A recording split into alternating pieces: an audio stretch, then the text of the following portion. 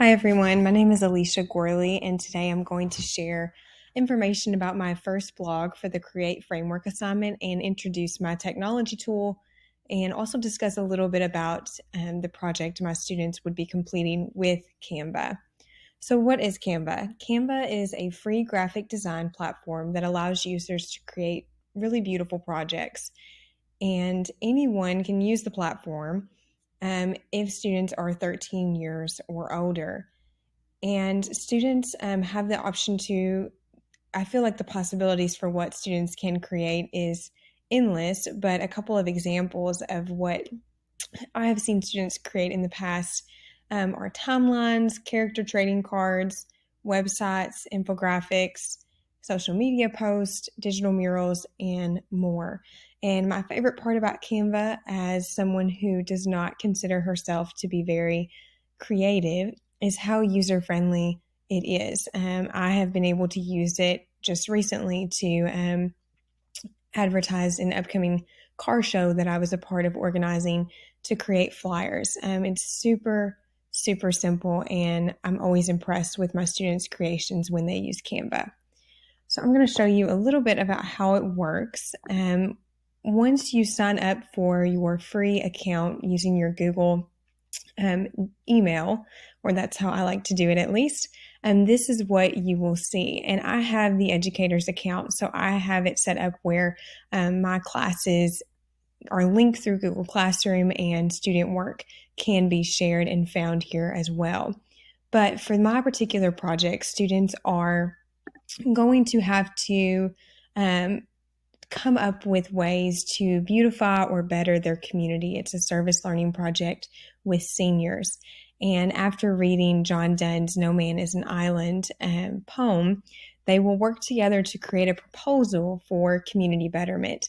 And part of the assignment requires them to fill out the project proposal document with lots of detailed information and explaining their project and how it would be managed and brought to life. But then they also have to create an infographic using Canva that very succinctly outlines the key points and big takeaways of their project.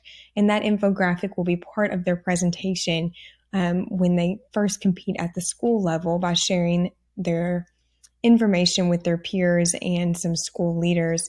And the hope is that after that, the proposals will be narrowed down, and the top three groups will be sent to community members, the members of the city council and others, who will then hopefully decide to further pursue one of the projects.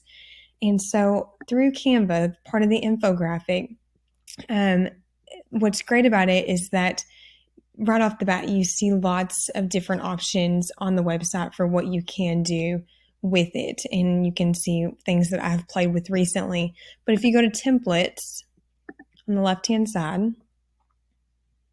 you're going to see lots of things organized by subject, class decor. It's really great for teachers. But what I will have my students do is just start by searching infographic. And through that search, they're going to get thousands of template options. And so students can use any of these and change them, add in their own information, add in differing graphics. But they want, and this would be part of it, something that is very visually appealing, which they all are, but that also accomplishes their purpose for the project. And so I had very quickly created one from a sample infographic that was actually part of a project that I was a leader on a few years ago to get a mural painted in my hometown of Clinton, Kentucky. And we were successful with that. So if this will load, there we go. Okay, so this is just an example of what their final infographic might look like. We are from Hickman County, Kentucky. This was the catchphrase essentially that this group we logged onto, and they had to include the overview of the proposal, background, the plans for how it would be organized, possible cost, time frame, and their overall vision for the project and their hopes behind it. And this is just for these students going to be a way to display big information for the city council members and those who are judging these projects to very succinctly and easily look at each group's ideas and decide which one is most feasible or possible for the community to work together to accomplish. And so this was actually a similar project that I spearheaded a few years ago that inspired me to want to bring this project to my students and give them the same opportunity that I had to beautify our community. This was able to be painted on an abandoned wall right in the heart of our town after a building was destroyed. So this was just, a lot of this was fake, an example, but it does show you the ease of which students can work with infographics. Text could be displayed, changed, things, own pictures could be inserted. And what I want you to see over here is that at any point they can also try other templates to replace and work with different elements that can be used. And the possibilities are really endless. Photos, stickers, depending on if this was going to be printed or if it could remain digital. The text options, headings, it's very modern. I find students have a lot of fun getting creative with this tech tool. Bitmoji, QR codes. I mean, the possibilities are endless. And like I said, it is so, so easy to use.